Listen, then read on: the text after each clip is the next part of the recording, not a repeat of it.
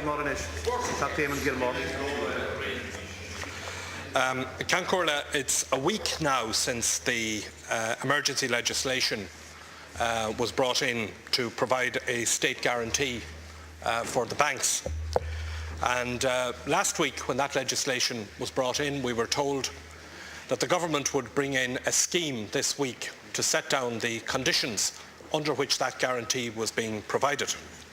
The Taoiseach told us yesterday that scheme is not yet finalised, and from what we're hearing, it may indeed be next week now before we see the terms of that scheme. And I understand Minister Gormley was giving an interview this morning where he said that it was now delayed because of the what happened, the scheme that was announced in the United Kingdom.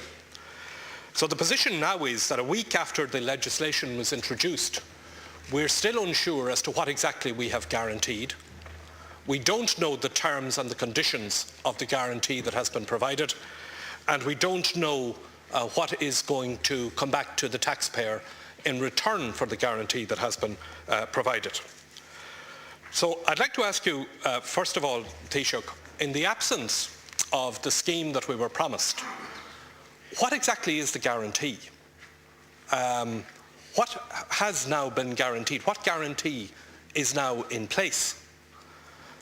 Do I understand it correctly that in the absence of a scheme, the guarantee is in effect the statement that the government issued on the 30th of September? And if it is the statement that was issued on the 30th of September, does the guarantee only extend as of now to the 6 banks that were named in that statement? Or how is the guarantee extended to the other financial institutions who I understood were to apply on the basis of the scheme? So I want to know what exactly is the nature of the guarantee and what's its status as of now, as we stand here now in the absence of a scheme. Secondly, I want you to clarify for me something that was in the government statement on the 30th of September and which is subject to the guarantee. And that is the reference in the government statement of the 30th of September to dated subordinated debt, brackets lower tier 2. This, we were told in the government statement, would be subject to the state guarantee. Now this debt, as I understand it, is the arrangement whereby very wealthy people make money available to the banks, effectively on a loan to the banks. They get much higher interest than the normal depositor gets. And the reason they get much higher interest than the normal depositor gets is that the understanding is that if anything goes wrong with the banks, their money is gone. Now, the Irish scheme, the guarantee scheme that was announced by the government last week, provides a state guarantee for that form of debt, this dated subordinated debt. We have now seen a number of schemes introduced by other states, Germany, Denmark, yesterday in the United Kingdom. None of those schemes, none of those arrangements provide a guarantee or provide cover for this dated subordinated debt. So I want to know 2 things about this. First of all, why was this form of debt included in the Irish scheme?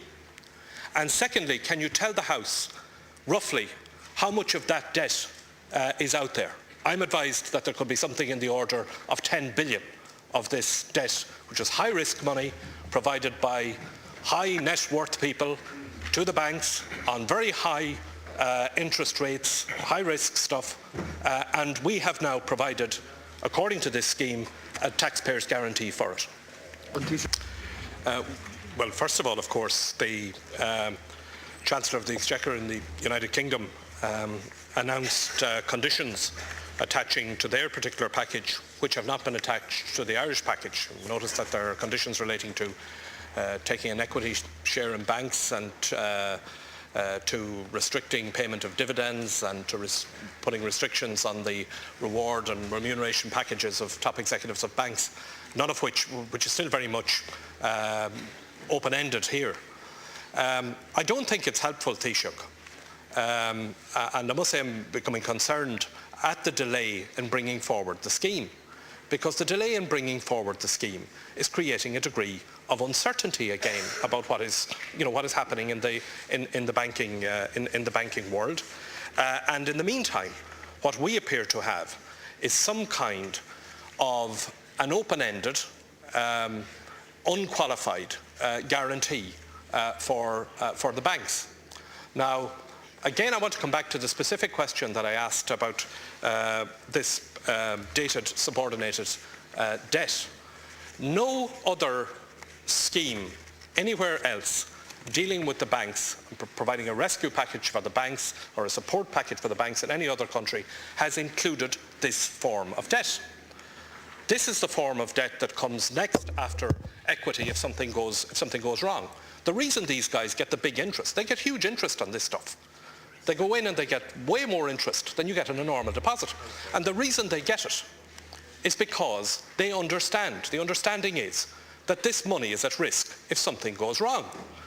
Now, you in the scheme that you announced, the government announced last week, for some reason which I can't understand, has included this form of debt and provided a guarantee for it. Now, I'm told that in the couple of weeks leading up to your announcement last week, there was a huge amount of trading going on in this stuff. And there were people who were trying to offload some of this subordinated debt at a discounted rate. You could get some of this stuff for about 80% of what it was originally worth. Now suddenly there's an Irish guarantee scheme which is guaranteeing it at the 100% value. I'm told that one institution, for example, one of the banking institutions, one of the 6, which is listed in your statement, has something like 2 billion of this kind of subordinated debt. So the question that I'm asking is, why did this come into the Irish scheme? Who decided or who recommended that this should be included in the Irish scheme? And what does the central bank, or what is the state of its knowledge about the trading activity in this form of debt in the weeks leading up to the government decision to provide the guarantee? So, this is a specific question. If something goes wrong, ironically, this high-risk stuff is going to be the first charge on the Irish taxpayer. And I think that the Irish taxpayer is now providing a guarantee for the banks. I think we're entitled to know, why was this stuff included and who does it benefit?